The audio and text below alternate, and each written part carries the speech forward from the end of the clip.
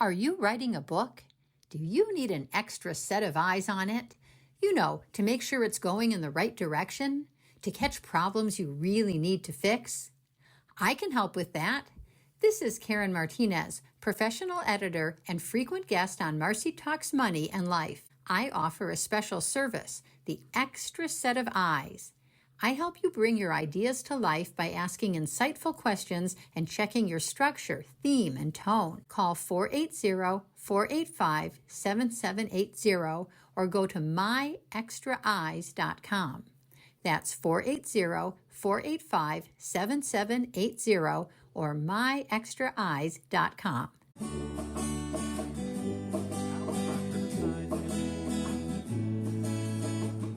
Welcome to Marci Talks Money and Life with your host, Money Marci.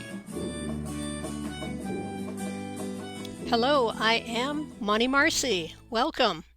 I am thrilled to welcome today's guest, Jermaine Ee. Jermaine is a founder and storyteller interested in three things: how we spend our time, the work we do, and what we leave behind.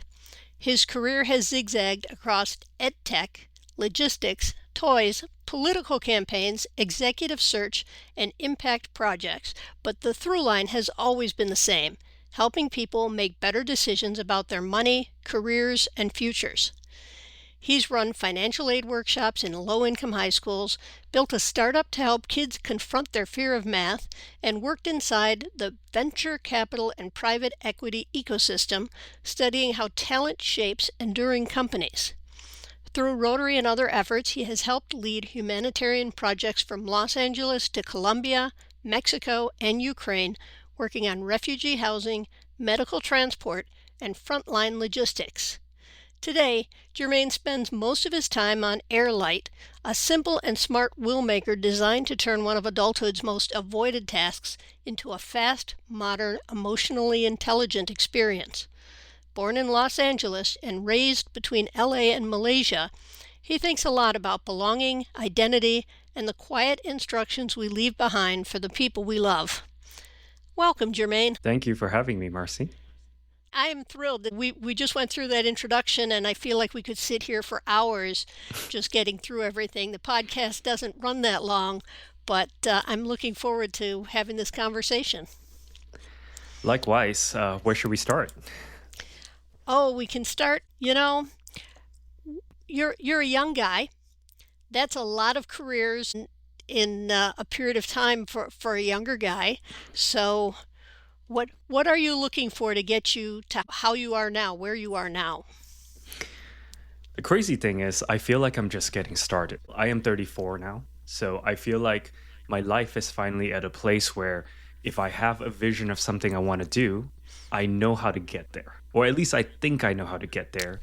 And I have the people to call and a little bit of resources to help me realize these dreams that I have. A lot of times I think about all my 20s as just figuring out what is interesting to me, why things matter to me, or maybe why don't they matter, and checking off a lot of these things in my 20s. Well, that makes sense. Did you go to college? I did. I went to USC here in LA, quite a famous school, famous mostly for film and for football and all the other things. Okay, and you got a degree? Yeah, I got a degree in political science and business. At the time, I wasn't sure what I wanted to study, but I heard this saying somewhere that money talks and bullshit walks.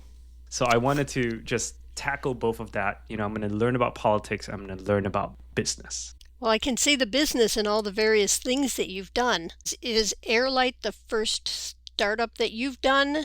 Is that your first foray into being an entrepreneur? Well, we can think of it in projects. So the first quote unquote business or project that I did was when I was 12 years old, when I sold mixtapes in school, right? At the time, it was still cassettes where we would wind the tape and record what was on the radio station. And I would draw up beautiful artwork in front of the cassettes and sell them in school and get in trouble for it. And, that was my first foray into entrepreneurship. at a pretty young age, but I've had many, many startups. And some of them I wouldn't even call them startups. Those are real businesses that are generating money in logistics, for example. Okay, so you didn't go and join a logistics company. You created your own to do logistics. Well, let's take a step back from it. So one of my first jobs ever when I was 16 years old was a IT guy at a freight forwarding company. Essentially, I hooked up the printers. I figured out when some email messaging isn't working, but I learned the business. And in a full circle moment, many, many years later, my mother raised 4 kids. I'm the oldest of 4. And when she wanted to go back to work, she felt a little bit of this imposter syndrome of having raised 4 kids. Even though she had her MBA, she didn't want to go for a job that I thought she deserved. So she went to work as an admin at a logistics company. And in 8 years, because of her people skills and her ability to just operate, she rose up the ranks and became the vice president. And during COVID, I had a conversation with her and I thought, hey, mom, I want to see you more. Like, why don't we start a business together? Why don't we you're great at logistics. I understand the business. Why don't we do something together where we get to spend a lot of time next to each other? And so we did that. And that's the greatest decision I've made. And she made. She took a leap of faith. Okay, but then you didn't stay at that company. Today, because my mom suddenly passed away 6 months ago, I am running that company. So I'm sorry for your loss. And so in the midst of everything else, how many companies are you currently running right now? Maybe that's the better question I should ask. The perfect world is I would just be focused on HeirLight. I believe in focusing on one thing and building it fully. But, due to life circumstances, life gets messy. And, with my freight forwarding company that my mom and I, and my dad is working on it. And now my sister's just put in her 2 weeks notice to try to learn the business because I think in some ways she wants to keep my mom's business going. She's leaving a different job to come to your logistics company. My sister could have a whole book about her life. She works at a hedge fund by day. She sings at night. And now she's going to quit both of those, put it on hold to work on this family business. Okay, that's it is a lot. Nice. So then in the midst of all of this, how long has HeirLight been in existence? HeirLight has been around as an app for about 6 months now. So you started it after your mother passed or before? I got an insight from a lunch that I had with my parents. Because we spend so much time together when I'm in Los Angeles, we go to lunch often. And in one of these lunch, the insight that I got was that their anxiety about retirement isn't the lack of resources, but it's the lack of clarity. And what I mean by that is when we were having lunch at this Thai restaurant right next to our office, I asked them, hey, you're in your 60s now. Like, when do you want to check off your bucket list? When do you want to do all these things that you always wanted to do? And what I realized was that there's a underlying fear of running out of money before you die. To put it simply, I don't know what I have now, and I don't know what that means for the rest of my life. And so I built a chatbot to ask my mom these questions. Chatbot asked her, who were you before you had kids? What were your hobbies? What are the things you like? The people that you cherish and have memories that you want to save, that you don't want to forget. And I asked her selfishly because I wanted to know. But what I realized in a few months was that if I had your information about the things that you love the most and the people that you love the most, I can organize all this into a legal document, a very simple will. And so that's how HeirLight came about. Let's pause for a quick break. You're not an attorney. I am not an attorney. Do you have an attorney involved at all because you are creating a legal document? The legal bills are my most expensive expense right now. For HeirLight. Okay. And as you know the probate code in all 50 states, they're different. Some states even define a minor at 18 versus 19. And some states don't have executors. They have personal representatives, for example. So as we're building out HeirLight, legal bills is kind of what's slowing me down a little bit because we're working with attorneys to make sure what we're putting out there is good and it's responsible to the promise we make to our users. And so does it say, oh, by the way, this is good in these states, or are you releasing it to all 50 states at the same time and working with lawyers across the country?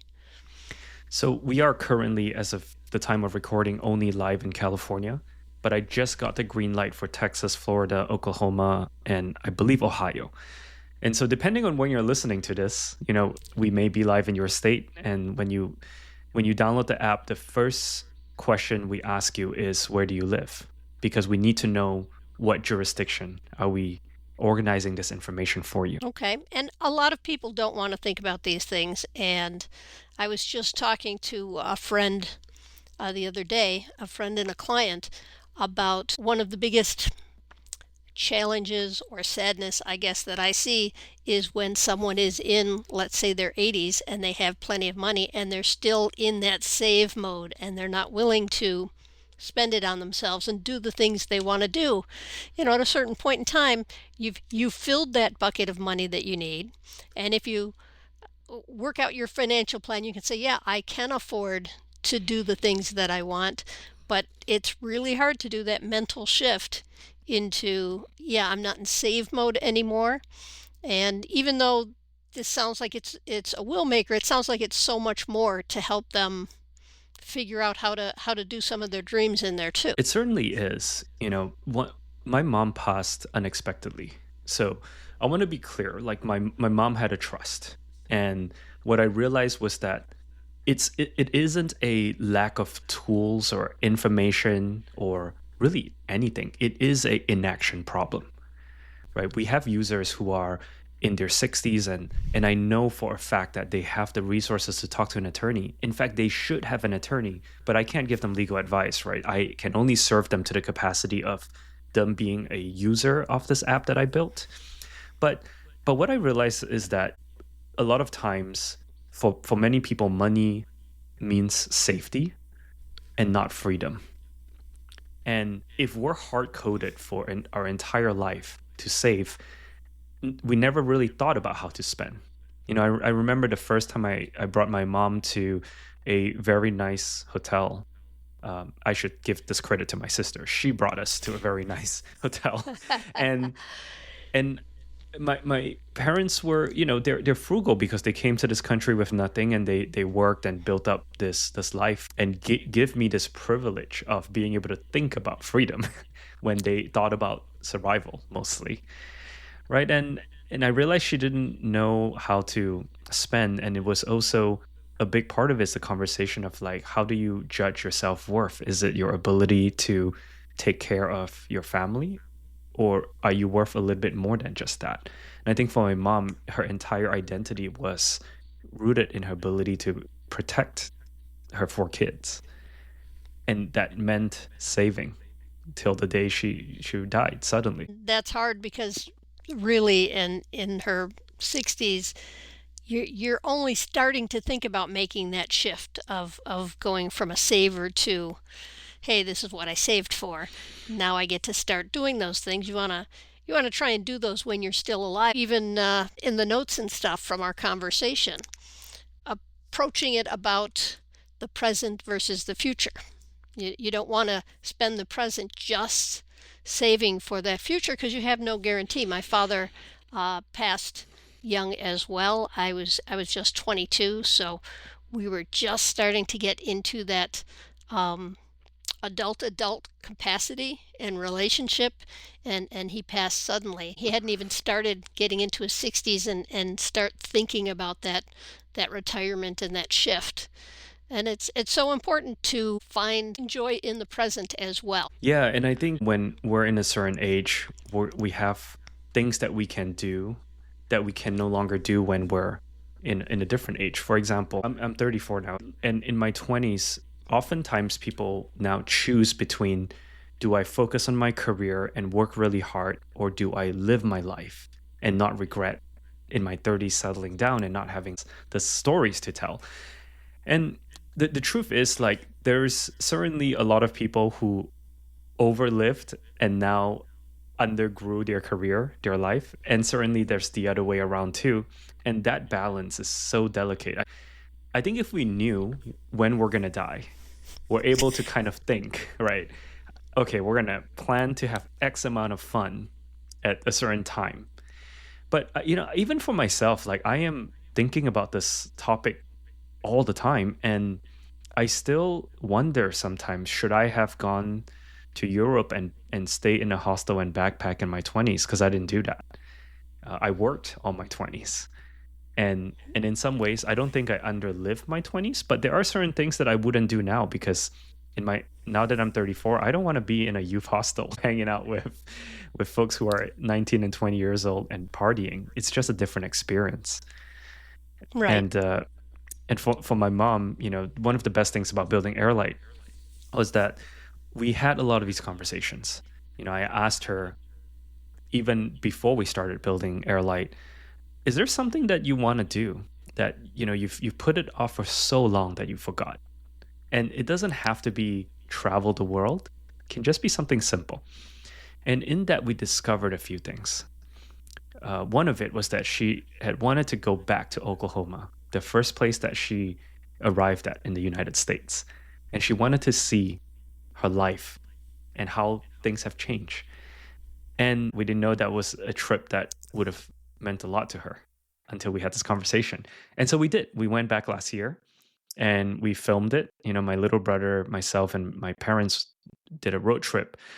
And gosh, am I grateful that I have this footage. That's so great that you had that opportunity, that you had the time to find out about it and do that, because obviously no one knew what the future held at that point in time.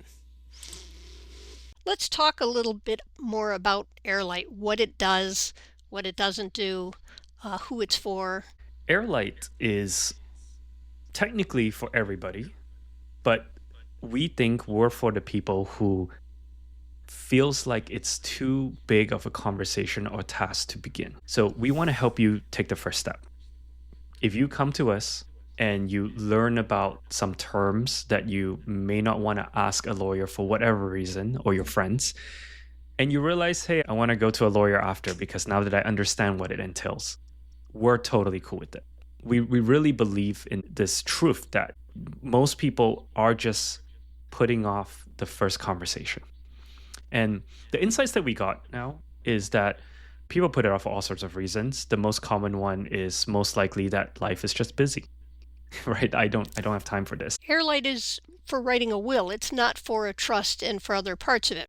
So we do the will, we do the healthcare directive, as well as the financial power of attorney. Okay. So we thought long and hard if we should try to tackle having a trust. And the truth is, we think it's hard enough to get someone to have a first conversation about the will. We leave it up to the others to figure out how to create a trust and move their assets into the trust, a part that a lot of people don't do.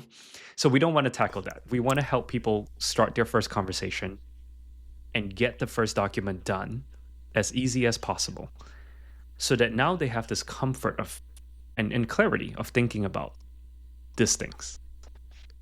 Well, that's so important. So many people don't have a will, or they have a will, but it's too expensive to go to the attorney to update it. So it's been 10 or 15 years since they've updated their will. And for a few $100s, I guess, what was it for We're at HeirLight? $179 right now. Right. So under $200, you can get a basic will that for the states that you're covered in. And as you said, you've been vetted by attorneys in those states, so you know that as of this point in time, it follows the laws for the states that you're saying, yes, we can do this. So it gives you a starting point on having a basic will, and then maybe you, if you're looking at a trust, or if you're looking at more complex issues, then you really need to be talking to an attorney specifically who can look at all of your information rather than an app. But having an app and having that privacy to get started is so important. I know so many people that just, I'm going to kick that will down the road. I'm going to kick the will down the road. And the medical power of attorney. The healthcare directive, or the advanced healthcare directive. Right. Mm-hmm. And does that include like when kids go off to college, because now they're over 18? Is that the same form that they would need so that their parents can make decisions if there were, God forbid, an accident or something? Yeah, I think every adult should have one. Sometimes it's as simple as saying, if something happens to me, here's who I want to have the ability to make a decision for my body, right? Right. And sometimes we think it's simple. And oftentimes, if the family structure is mom and dad and kids, it is probably simple. But oftentimes, you're in a position where maybe there's disagreements of, who should be making the decision. I just always think back to this story of this actress that I still don't know the name of in Florida, who her and her husband had talked about what they want to do about their bodies if should they be in a coma. And her husband and her agreed that they don't want to be in a vegetative state. If they were just to be kept alive in a coma, that they'd rather just to be let go. So when this woman got in an accident, her husband knew exactly what to do, but her parents didn't know that it was her wish. So they fought in court for 6 years about what to do while she was in a coma. And I just think of the emotional trauma and overwhelm for all parties, as well as And the the legal expense. bills. Yeah, I forget the legal and medical bills. expense. Yeah, I mean that's a huge expensive decision to come in. I assumed that when you were married, your spouse got that and your parents didn't have anything to vote with, but you'd still in that situation might need a legal piece of paper in case your parents or siblings or whomever else thought that they knew you better than your spouse if you've got it signed over. That's huge, but yeah, like I said, the kids go off to college and now they're 18. Now they are legally adults, so the parents may or may not be the ones who know what they want and have the position and the, I don't know if authority is the right word, but certainly the implied authority or the granted authority by the young adult. Hmm. Yeah, and I guess what we're trying to do is just to say, it feels like a heavy topic. It feels like an expensive task. We're building this tool to make it so simple so that, if you love somebody, what you can do for them is to just give them this clarity, give yourself and them this clarity as to what should happen if the unfortunate circumstances do come up. Let's pause for a quick break. When I lost my mom 6 months ago, I thought I had everything in order. We had a trust set up. We knew clearly my mom was in a coma for 8 days, and the family, we all knew that she didn't want to be kept alive if she was just hooked up to a machine. And even then, like going through this death, this situation where now we come back and we got to deal with the estate and things like that, it's still so overwhelming. Even if we were aligned and we had the legal documents, I just can't imagine someone going through that and having to go to probate, which is a court process that you go through even with a will. But if you go to probate without a will, oh gosh, it's just so much. Right, and that so much translates into time and money and aggravation. So the question then is, what can we do? What kind of conversation can we have to get people to take action? It's the ultimate question. You're making that conversation more affordable. Okay, we're not willing to have the really big conversation, but let's start having the small conversation. Let's start putting a couple of guardrails in place so that we've got an idea of what we want to do and how we want it to go. So I think that's so beneficial. I look at these other things that you've done, financial aid workshops and venture capital and the Rotary and humanitarian projects. You're always thinking big picture and yet working on the small picture. The big picture is where we want to go, but the small picture is how we get there.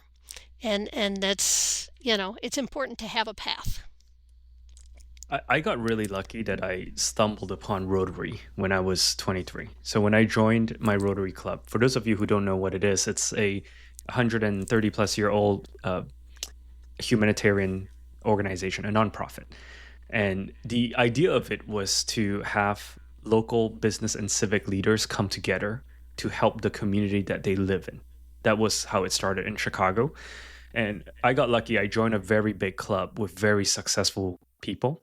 And what came with it is I got to become friends with a lot of folks who are much older than I was at the time. And the perspective that it gave me about life and success and about service, about doing something for others, uh, shaped a lot of my 20s, and it still continue to shape the way I live right now. And so I think of it as such a blessing, even though, yes, Rotary now is perceived as this retirement community oftentimes in most towns. Oh, I wasn't even thinking about that, just knowing their community involvement. And we all want a better world. And Rotary and other organizations like that are hopefully getting people together to kind of find ways to work toward that. The things that you've done, is that something you were brought up with, or is that something you decided as you were reaching adulthood, hey, I want to be involved in the greater community? So we grew up in a Buddhist household, which focused a lot on giving. I grew up watching my mom get out of our car in the rain to help push a car that's stranded on the street. That's the kind of household we grew up in. And then I grew up also watching my father, build businesses and projects and charitable programs to help people, always thinking about how can we want to do something, but let's structure it and do it in a bigger way. So I grew up watching my parents do a lot of this, and it's fun. Some of the trips that my family has taken is like we drove down to Mexico and with our own hands, and we're not very handy. I'm like a city boy. Built a community center for a very small village in middle of nowhere Mexico. And that's the kind of family things that we would do together. It's fun. I think it normalizes helping people. And also, why not? We're only in this world for a very short time. And I think if we can do something good for others, it takes the focus away from the me, like constantly thinking about what do I have to do, what do I have, who am I, versus thinking about slightly the bigger picture, the collective good. I think it helps lower anxiety and makes life a little bit more fun for me. Okay, and I'm going to go backward from doing for the world and back to yourself. Did you talk about money growing up? You got a degree, one of your degrees was in business. And were they entrepreneurs? You said your mom had an MBA. Was that something she got after they came here, or did she have that before they moved to the United States? Yeah, both my parents moved to the United States for their bachelor's and their MBA. So both my parents have their MBA since, I want to say, the late 80s. And yeah, so we talk about everything. I think in our family, we're pretty open to each other. We talk about spending and saving, mostly saving. I think my parents, lots of credit to them. They have the self-awareness that they were brought up a certain way, but their kids have a totally different reality than what they were handed. One of the conversations, and credit to my dad for having the self-awareness for this, was that I remember when I was about 28 years old, I had just raised a few $1 million to build a business at the time. I remember my dad telling me that, when I was 28, I was working a basic student job in Oklahoma. And the fact that in one generation that you just told me what you told me, standing in the streets of New York City on Park Avenue, feeling the way you feel, he acknowledged that he did his job to set me up for this, but he may not be able to give me the advice that I need to keep going. So I think that self-awareness is good for him for saying that. And I think about it all the time. Right. I often tell people the generation that your age, which is slightly older than my kids, the world you're being brought up in is different than the world I was brought up in. But for you, with your parents being immigrants, it's even, all of the experiences are even further removed from the world you're growing up in, just because they came here to create. One thing I realize about money is that even with my friends, so now that I'm 34, my friends are, coming into senior level positions at their jobs, and many of them are in a golden handcuff. They're making enough. Well, the numbers is high. They're making probably healthy six figures, $200,000, $300,000, $400,000. but their lifestyle inflation is so crazy to me that they're basically stuck. They can't do anything. I often ask them, hey, do you want to travel somewhere? And they're like, oh no, we're pretty tied down. Our mortgage is X amount of our total pay. And I think sometimes I try to have these conversations with my friends of like, hey, maybe take a step back and like think about what really matters to you, because this game that you play, like sending your kids to the same private school as the other 5 kids just to keep up with the Joneses, that's not really serving you, right? You ought to align your value with what truly makes you happy. And if making you happy is sure sending your kids to the same private school because I don't know, whatever reason that is, sure, right? But I just want you to have this conversation with yourself, like why do you want that? It's important.